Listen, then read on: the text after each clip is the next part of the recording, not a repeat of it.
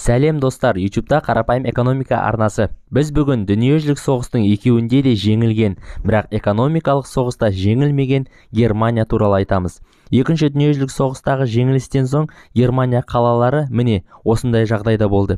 Әрине, бүтін Германия экономикасының да халі осындай еді. Бәрі қираған, ең бастысы соғыста жеңген елдерге өте үлкен көлемде қарыз болып қалды. 1945 жылы аз ғана уақытта дәл осы түгелдей қираған талан-таражға түскен Германия әлемдік деңгейде дамыған топ елдердің қатарында болады десе, кім сенер еді? Әрине ешкім.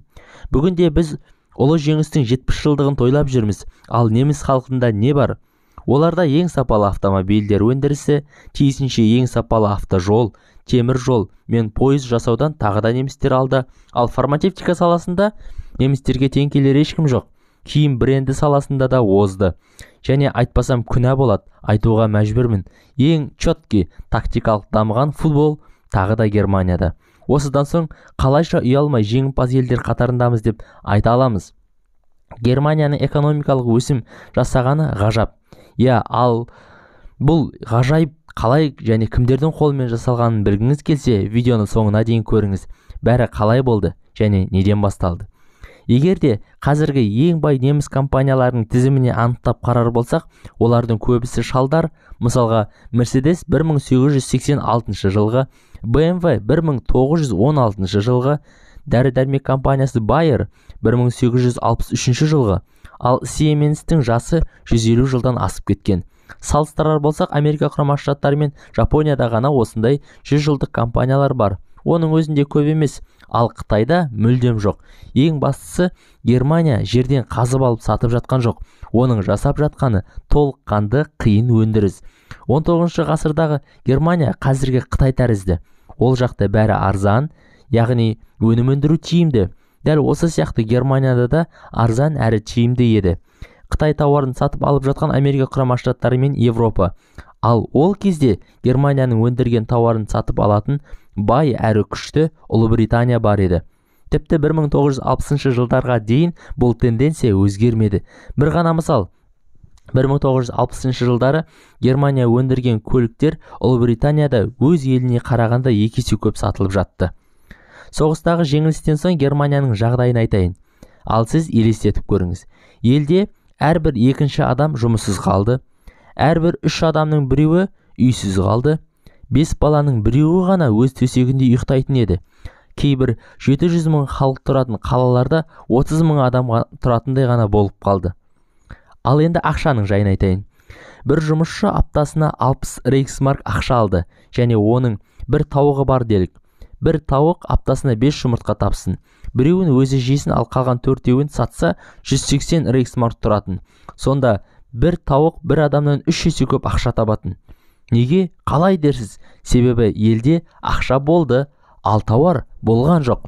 Дүкен туралы айтудың да қажеті жоқ шығар. Алайда қиын күндер мықты тұлғаларды тудырады емес пе?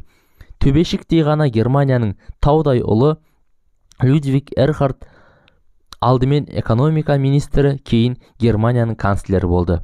Оған дейін ол ауыр жарақат алған еді, бірақ ол неміс ұлтының бақытына аман қалды. Неге екен түсіндірейін. 1948 жылы Людвиг Эрхард елді қаржы реформасын жүргізді. Бұрынғы құнсыз ақшаны жойды, жаңа ел құрамыз деді. Бұл 000 жыл, бәрін басынан бастаймыз деді. Және ол өз ойына келген идеяны жүзеге асыра алды.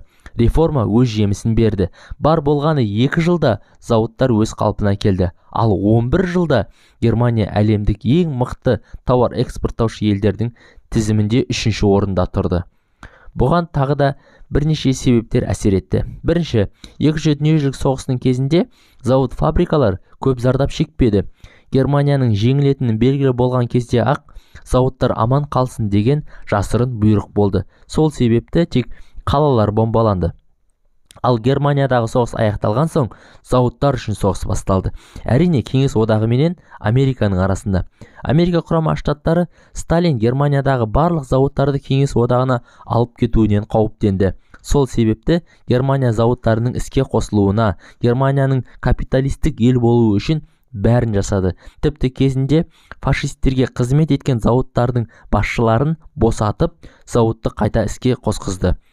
Германия экономикасы сол кезден бастап артқа бір адым басқан жоқ, тек алға жүріп келеді. Тіпті 2008 жылғы бүкіл әлемдік кризистен ең жақсы әрі тиімді шыққан ол Германия болды. Немістер еңбекқорлығының, ұқыптылығының және бірлігінің арқасында жаңа ел құра алды, ұлтшылдықты түгелдей жойды. Алайда Германия бүгінде ең керемет идеал ел емес. Германияның екі осалдысы бар. Біріншісі демографиялық осалдық. Елде таксист неміс кездестіру қиын. Германияда түріктер мен араб шығыс елдерінің азаматтары қаптаған, яғни мигранттар көп. Бұл ғана емес, неміс ұлтының саны азаюда, яғни демографиялық құрдымға кетіп барады. Екінші осалдысы ол әрине энергетикалық тәуелділік. Германия өзіне жақын елдерге энергетикалық тәуелді, мысалға Ресейге, яғни Ресей газына тәуелді. Ресей өнімдеріне санкция салған тұста Германия 5 айдың ішінде Қазақстаннан былтырғыдан 2 есе көп көмір сатып алды. Энергетикалық жағынан түрлі елдермен келісім жасау қажет екенін Германия енді ойлап түсіне келеді. Не де болса, Германия өз ұлтының бағына ұлы тау тұлғаны тудырды, оның соңынан ерді, қиындықтарды еңсерді және экономикалық соғыста жеңіске жетті. Сізбен бірге болған қарапайым экономика арнасы. Видео ұнаса лайк басыңыз, арнаға тіркеліңіз. Арнамыздағы басқа да қызықты экономикалық видеоларды көріңіз. Аман сау болыңыз.